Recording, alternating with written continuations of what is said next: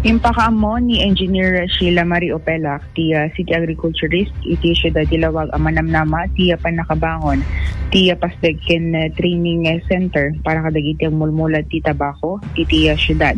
Kinanana aday iti ket masarakan, iti barangay Kamanggaan, asidegmet laing iti agda mga opisina da.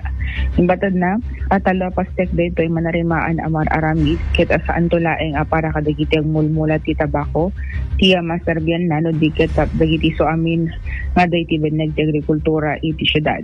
Nilawlawag na nga danday ito iti initial pondo 9 million pesos ken adaman at Marnon 3 million pesos manipo iti Tobago excise tax. Pasingked na basar kadagiti kontraktor ket malpas daytoy patingga na iti katapusan ti daytoy a bulan unsa di na narugyanan met itay na panabulan na ti Oktubre. Yes, ma'am. Manarimaan di pa nakipataktor tata dito Lawag City Tobago Farmers Livelihood and Training Center. Ada dito likod iti opisina. Yan lang iti Office of the City Agriculturist Compound. Dito building nga pakakitaan kada iti duma-duma nga accomplishments iti opisina kasama iti farmers tayo specifically Tobago kaya nagservin tumat nga training center iti Tobago farmers tayo kan registered farmers tayo na dali pa nagsanay tayo ito di may nga mausar nga pagsanayan da at the same time nagservin to nga barong opisina sa Office of the City Agriculturist. Mano nga katsaaran dati gaya pa? Dua nga katsaaran dati ma'am ken may baganto no anya iti nakapimpintas may panggap ka dati nga building iuray tayo nga dati ingingungutan tayo nga mayor City Mayor Honorable Michael Marcos yun si mangi-announce no anya iti nakakatsasao ka dati nga building ma'am. Mano iti allocated na pondo na dati?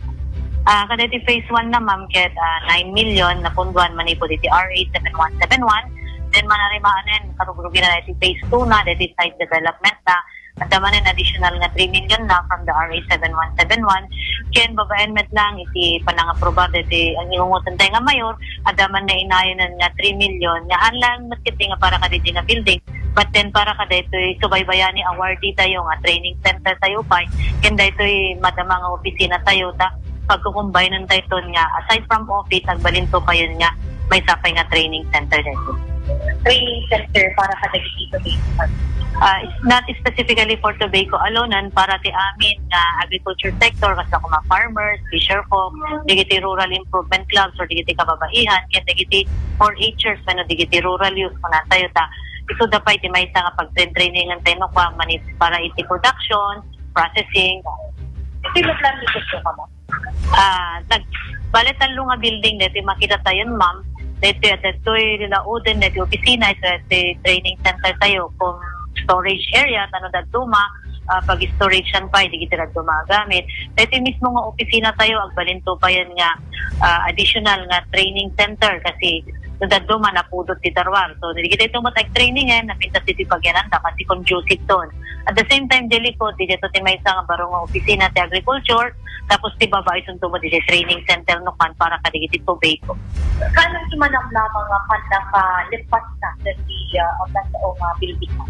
Nang rugi dito di October ma'am ket kandaging gana. Kung po namin di contractor ma'am ket kaya da hanggang kalpas ti Marso or Abril dito lang may baga di umisungal daw na kasi makita tayo mat nga very very persistent naman nga gubra hardworking puspusan ang tapay agsardeng or holiday ma'am dire-dire sus panagubrada.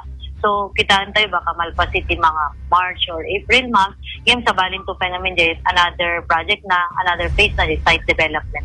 So, dito ito mag-iingat parumat sa office yes, ma'am. Isang tumati paro nga pag-opisinaan tayo. Iya paset, iya panagasarita ni Engineer Sheila Marie Opela, kasi City Agriculturist, iti Siyudad ti Lawag. Apit atalang dati nga mapataod Idol Joan, what's the reason why nga malpas wala dati administrasyon tiag na mga naganan AKEM? Nabayagan nga plano dito Idol Bernard siguro dito langan panakaipondo na kenda tibi nga dati Tobago excise tax Idol Bernard ay so iti nausar nga manariman nga panakaibangon na digiti pasilidad. Ayan na dati nga lokasyon? Barangay Kamanggaan no ko Idol Bernard Same. Tingmet lain ka deti opisina ti Agriculture Office. So nakitak ni Madam Opelak iti kalman at nakasmile isang mulagay mata napintas iti kabaro mga facility nga may patakder iti lawag. So yun nga lang ang aking question, bakit ngayon lang ang tagal-tagal na meron na tayong tobacco monopoly? Ibig sabihin na ado digiti mulmula iti tabako dito Ilocos Norte, Idol Joan, di ngamin? When? Ken dadumapay. Okay? Any more? Medyo pala ang ti damag iti City Agriculture Office kadwa iti 99.5 Basin Lawag, Idol Joan, Tatak, RMN.